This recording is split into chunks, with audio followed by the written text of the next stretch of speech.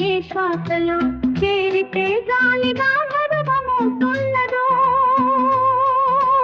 ఏ శ్వాసలో చేరితే గాలి గాంధర్వమవుతున్నదో, ఏ మోవిపై వాలితే మౌనమే మంత్రమవుతున్నదో, ఆ శ్వాసలో నే లీనమై, ఆ మోవిపై నే మౌనమై, నిన్ను చేరని మాధవ.